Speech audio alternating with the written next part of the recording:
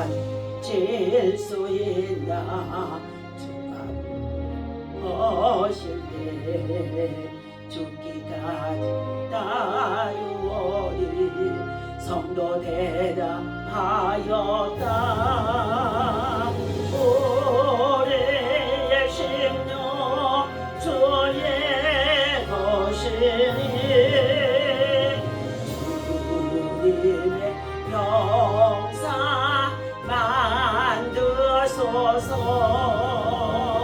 주의 인도 따라 살아갈 동안 사랑과 주소 늘 가지오리라. 너희 가고 있나. 구원받은 성도들 강도를 그가 회개하였을 때 나보노라 받았다. 우리의 심령 주의 것이니 주님의 형상 만드소서. 주님도 따라 살아갈 동안 사랑과 주소 날 바치오리라. 걱정 없이 얻은 그는 너를 덮을 때 주께 내 맡기겠나. 제우승리 믿으며 우리의 심령 주의 것이니 주님의 형상 만드소서. 주인도 따라 살아갈 동안 사랑과 주소 널 가지오리라. 할 수 있나. 주가 오실 때 용감한 바울처럼 선뜻대라 하리라. 우리의 심령 주의 것이니 주님의 형상 만드소서. 주인도 따라 살아갈 동안 사랑과 주소 널 가지오리라. 아멘. 오늘 주신 고린도후서 말씀 보시도록 하겠습니다.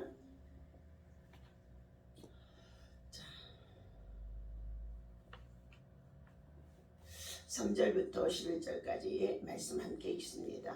찬송하리로다. 그는 우리 주 예수 그리스도의 하나님이시오 자비의 아버지시오 모든 위로의 하나님이시며 우리의 모든 환난 중에서 우리를 위로하사 우리로 하여금 하나님께 받는 위로로서 모든 환난 중에 있는 자들을 능히 위로하게 하시는 이시로다. 그리스도의 고난이 우리에게 넘친 것 같이 우리도 받는 위로도 그리스도로 말미암아 넘치는도다. 우리가 환난 당하는 것도 너희가 위로와 구원을 받게 하려는 것이요 우리가 위로를 받는 것도 너희가 위로를 받게 하려는 것이니 이 위로가 너희 속에 역사하여 우리가 받는 것 같은 고난을 너희도 견디게 하느니라. 너희를 위한 우리의 소망이 견고하면 너희가 고난에 참여하는 자가 된 것 같이 위로에도 그러할 줄을 알미라. 아멘. 자, 오늘 주신 하나님의 말씀은 고난 때에 의지할 모든 위로의 하나님이라는 말씀의 제목을 가지고 함께 은혜를 나누고자 합니다. 본문에서 바울은 본문을 통해 자기가 당한 고난 가운데서 이김을 주시는 하나님의 위로를 간증하고 말해주고 있습니다. 위로의 하나님이시다 하고 3절과 4절에서 말씀합니다. 찬송하리로다. 그는 우리 주 예수 그리스도의 하나님이시오 자비의 아버지시오 모든 위로의 하나님이시며 우리의 모든 환난 중에서 우리를 위로하사 모든 환난 중에서 우리를 위로하사 우리로 하여금 하나님께 받는 위로로서 모든 환난 중에 있는 자들을 능히 위로하게 하시는도다. 아멘. 모든 환난 속에서 고통 속에서 괴로움 속에서 당하고 있는 많은 괴로움들을 가지고 하나님을 바라보고 신뢰하고 의지하며 기도할 때에 하나님은 위로의 하나님이시다. 그 모든 환난에서 위로해 주시는 하나님이시다라는 것을 말씀해 주고 있습니다. 하나님은 고난을 받으신 예수 그리스도의 아버지시오 자비의 아버지시다. 그래서 하나님은 우리가 당하는 모든 환난 중에서 친히 위로를 부어 주신다는 것입니다. 그뿐만 아니라 그의 종들을 그의 사역자들을 그의 성도들을 하나님께서 받은 위로로서 환난 당하는 자를 위로하게 하신다라고 말씀하고 있습니다. 성도들은 항상 위로하시는 자의 하나님의 위로를 생각하며 위로하는 자세로서 또 우리 인생의 삶에 있어서 주어진 직장일도 생활 속에서도 위로하는 자세로서 살아가는 것입니다. 위로의 아버지, 위로의 주님, 위로의 성령님이시라는 것입니다. 오늘 두 번째는 예수 그리스도의 위로를 말해주고 있습니다. 성도들은 시시때때로 고난을 받을 뿐만 아니라 박해도 받고 시험도 받고 여러 가지의 또한 그리스도 안에서 고난으로 말미암아 괴로움을 당하는 경우가 많이 있다는 것입니다. 그러나 예수 그리스도는 고난만 넘치는 것이 아니라 위로도 넘치게 하시는 분이라고 말씀해 주시면서 믿음의 주여 온전케 하신 예수를 바라보라. 그 예수를 바라보고 믿고 구하고 찾고 두드리면은 하나님께서는 예수 그리스도를 통하여서 우리를 위로하시고 구원해 주심을 말씀해 주고 있습니다. 오늘 예수님은 스스로 육체를 입으시고 고난을 당하셨기 때문에 우리의 고난을 어떻게 도울지를 너무나도 잘 알고 계시는 분이신 줄로 믿습니다. 오늘 바울 사도는 고린도 성도들을 위해 은혜와 평강을 기원하며 자비와 위로의 하나님을 찬양해 주고 있지요. 하나님은 우리가 그분께 받는 위로로서 환난 중에 있는 자들을 위로하라는 말씀인 것입니다. 바울은 자신들이 심한 고난을 당한 것은 하나님만 의지하게 하려 하심이라고 기도로 돕고 그리고 협력하고 그리고 그들을 위로하라고 말씀해 주는 가운데 있습니다. 고린도는 아가야 지역의 수도였습니다. 바울은 편지의 서두에서 고린도 교회뿐만이 아니라 아가야에 있는 모든 성도에게 은혜와 평강이 있기를 원합니다고 1절과 2절에서 말씀합니다. 그가 찬송하는 하나님은 자비의 아버지시오 모든 위로의 하나님이십니다. 그는 위로의 하나님을 찬송하면서 위로라는 단어를 10번이나 언급하고 있습니다. 10번이나 3절과 7절이죠. 바울은 아시아에서 복음을 전하다가 심에 겨운 환난을 당했지만 8절이죠. 하나님의 위로로 견딜 수가 있었다는 것입니다. 또한 그는 자신이 받은 위로로 환난 중에 있는 자들을 또한 오히려 위로할 수 있다는 것이었습니다. 그리스도의 고난이 넘치는 곳에 그리스도의 위로 또한 넘치는 법이라는 것입니다. 믿음의 성도는 고난을 두려워하지 않습니다. 위로의 하나님이 지키시고 고난을 능히 감당하게 하시고 그 환난에서 부르짖어 기도할 때에 하나님은 능히 건지시는 하나님이시라는 것입니다. 요한복음 16장 31절에서 너희가 세상에서 여러 가지 환난을 당하나 강하고 담대하라. 환난에서 우리를 건져주신 하나님, 세상 끝날까지 내가 너희와 함께 하리라 하고 말씀하시고 있습니다. 바울은 자신이 환난 당하는 것도 위로를 받는 것도 결국 무엇 때문이라고 했습니까? 네, 내가 받은 하나님의 위로로서 위로할 지체가 우리 이웃 속에서 누구인지 위로자가 되라는 것입니다. 8절에서부터 11절 말씀은 건지시는 하나님이십니다. 환난에서 건지시는 하나님. 극심한 고난을 이겨내는 비결은 하나님만 의지할 때 바로 힘이 되어지고 능력이 되어지고 구원이 되어질 수가 있는 줄로 믿습니다. 바울이 아시아에서 당한 환난, 그것이 무엇인지 명확히는 알 수 없지만 복음을 전하다 당하게 되어진 환난인 것 같습니다. 에베소에서 일어난 폭동을 가리킨다고도 말하고 있습니다.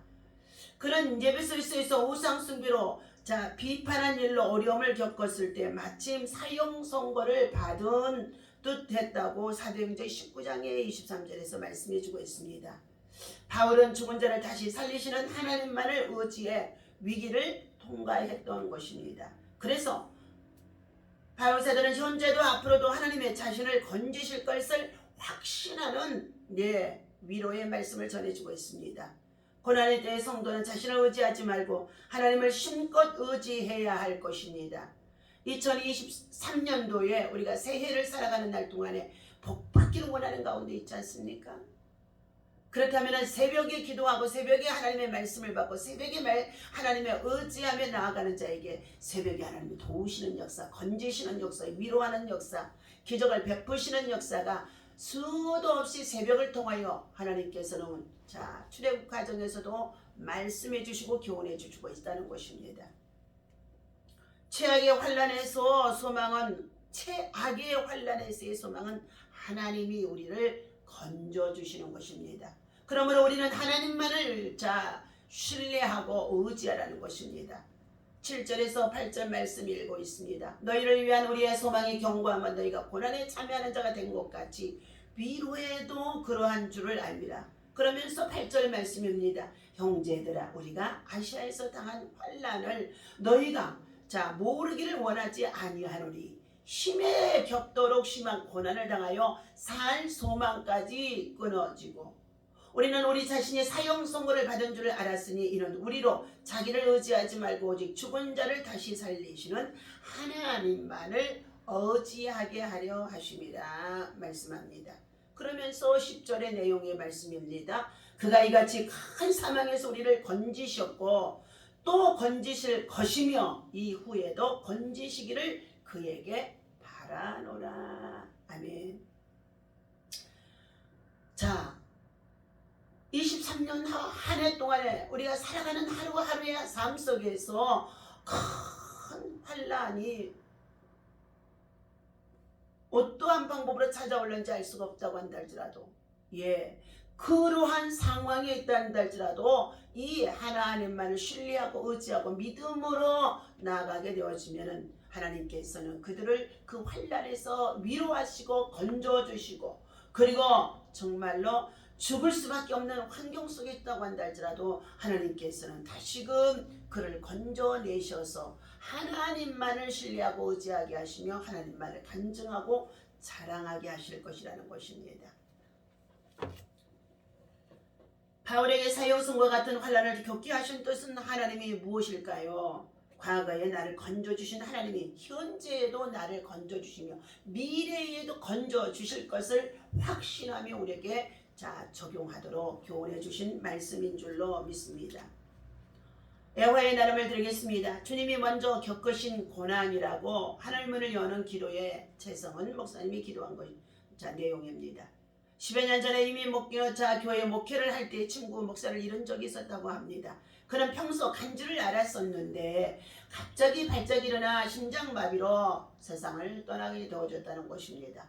곁에 누군가 한 사람이라도 있어서 조치를 취했다면 죽음에 이르지 않았을 텐데 안타깝게도 사모님은 심장 판막 이식 수술로 인해 병원에 입원한 상태였고 당시에 그의 자녀는 또한 지적 장애를 앓고 있었다는 것입니다.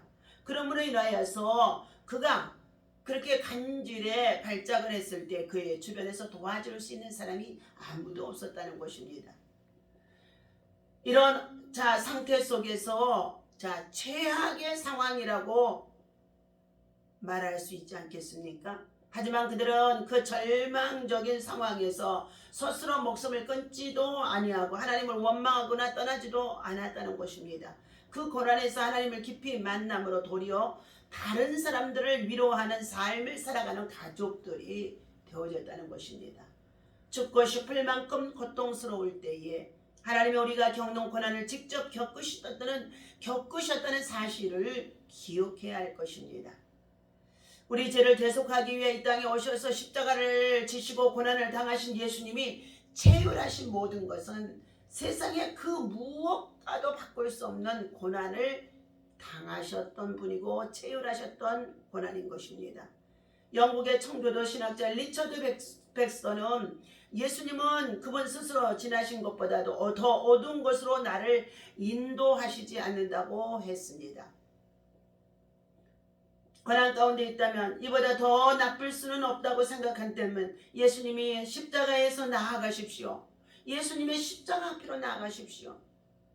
수고하고 무거운 짐진 자들아 다 내게로 오라. 내가 너희를 쉬게 하리라고, 편히 쉬게 하리라고 주님 말씀하는 가운데 있습니다. 수고하고 무거운 짐을 지고 고통 속에 있는 자들이 다 주님 앞에 나와야 될 줄로 믿습니다. 그리고 나도 내 아들 예수가 십자가에서 달려 죽을 때 너무나 괴롭고 힘들었다고 하나님은 말씀하는 가운데 있습니다. 이렇게 나도 내 아들 예수가 십자가에 달려 죽을 때 너무나 괴롭고 힘들었단다 라고 하시는 하나님의 음성의 귀를 기울이십시오. 하나님이 우리의 삶 가운데서 감사하고 기뻐할 이유를 곳곳에 배치해 두고 놓고 있음을 우리는 발견하고 깨닫게 되어지는 것은 바로 고난 속에서도 고통 속에서도 감사할 때인 줄로 믿습니다. 감사할 수 없는 여건 속에서 감사할 때 감사 속에는 기적이 일어나고 그리고 하나님의 위로와 그리고 하나님의 건지심과 구원하심과 그리고 하나님의 돌보심이 반드시 있어지게 되어지는 줄로 믿습니다. 기도하겠습니다.